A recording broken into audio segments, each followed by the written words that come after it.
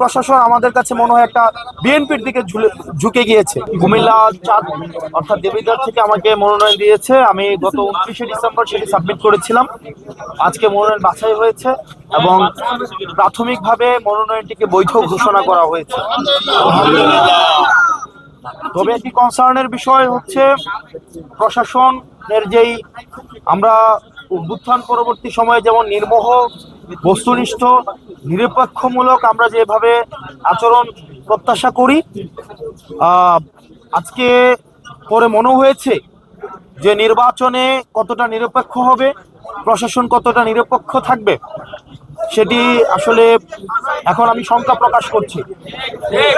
পর্যাপ্ত যুক্তি, পর্যাপ্ত তথ্য থাকার পরেও আমাদের একজন প্রার্থী উনি ব্যাংক ডিফল্টার, উনি উইলফুল ব্যাংক ডিফল্টার।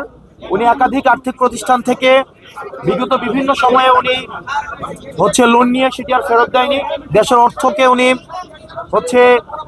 তছরুফ করেছেন এবং ব্যাংক ডিফল্টার হওয়া সত্ত্বেও উনি সেটিকে এই তথ্যটি যখন গোপন করে এবং হাইকোর্ট স্টে দেওয়ার তথ্যটি যখন গোপন করে, এটি ব্যক্তিগত তথ্য গোপনের পর্যায়ে পড়ে এবং আমাদের নির্বাচনী আচরণ যে বিধিমালা রয়েছে সেখানে স্পষ্ট উল্লেখ আছে, কোনো প্রার্থী যদি ইচ্ছাকৃতভাবে তার তথ্য গোপন করে হলফনামায় উল্লেখিত, তাহলে সেটি তার প্রার্থিতা বাতিলের যে বিধান রয়েছে। কিন্তু আমরা দেখতে পেয়েছি প্রশাসনের কাছে আমরা পর্যাপ্ত তথ্য প্রমাণ এবং যুক্তি উপস্থাপন করার পরেও সেখানে প্রশাসন কতটা নিরপেক্ষ আচরণ করতে পেরেছে সেটি আসলে প্রশ্নবিদ্ধ। তো আমরা এখনো প্রত্যাশা করি, কিন্তু প্রশাসন আমাদের কাছে মনে হয় একটা বিএনপির দিকে ঝুঁকে গিয়েছে। সহজ কথা, প্রশাসনের যে দ্বিচারিতামূলক আচরণ সেটি নিরপেক্ষ, সুষ্ঠু, অংশগ্রহণমূলক নির্বাচন কতটা হতে পারে সেটি নিয়ে আসলে আমরা শঙ্কা প্রকাশ করছি।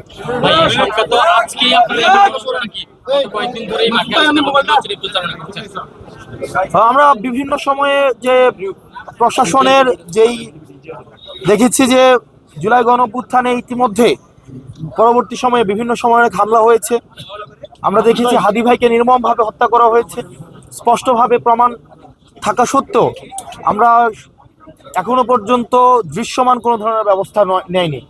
সেগুলো প্রশাসনের গাফিলতি এবং জুলাই অভ্যুত্থান পরবর্তী সময়ে গত 1.5 বছর আমরা দেখেছি যে প্রশাসনের আসলে দৃশ্যমান, প্রশাসনের যারা কর্তা কর্মব্যক্তি রয়েছে তারা নিজেদের সংস্কার তারা চেয়েছে তারা নিরপেক্ষ থাকতে, কিন্তু কতিপয় রাজনীতিবিদ, কতিপয় রাজনৈতিক দল তারা প্রশাসনকে, পুলিশকে নিয়ন্ত্রণ করতে চায়।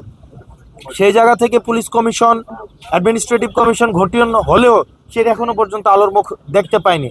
তো এই নির্বাচনের মধ্য দিয়ে প্রশাসন আসলে কতটা সংস্কার হয়েছে বা হয়নি সেটির আসলে বহিঃপ্রকাশ ঘটবে। দেবিদ্বারবাসীর জন্য বলবো, দেবিদ্বারের মানুষের কাছে প্রত্যাশা এবং আহ্বান থাকবে, আপনারা ভোট দিতে আসবেন। দেবিদ্বারে আবার আমরা চাই, এতদিন পর্যন্ত আপনাদের ভোটাধিকার বঞ্চিত করা হয়েছে, এখন আপনাদের ভোট দেওয়ার সুযোগ আসছে, যোগ্য প্রার্থীকে বেছে নেওয়ার সুযোগ আসছে। আমাদের মা বোন, আমাদের ভাইয়েরা, আমাদের রেমিটেন্স যোদ্ধা যারা আছেন, চাকরিজীবী, শিক্ষক, পেশাজীবী, আপনারা যারা আছেন, জুলাই অভ্যুত্থানে যে তরুণ প্রজন্ম অংশগ্রহণ করেছে, যারা জীবন দিয়েছে, আহত হয়েছে, আমাদের জেনজি নামে যাদেরকে ডাকি, তারা এইবারের মতো অনেকেই ভোট দেবে প্রথমবারের মতো। আমরাও প্রথমবারের মতো আমরা ভোট দিব। এই প্রথমবারের মতো আমরা বিশ্বাস করি ফেব্রুয়ারির 12 তারিখ দেবিদ্বারবাসীর সবার ভোটে শাপলাকলির বিপুল বিজয় আমরা ফেব্রুয়ারি 12 তারিখ উদযাপন করবো এবং দেবিদ্বারবাসী সেটির জন্য অপেক্ষা। ইনশাআল্লাহ।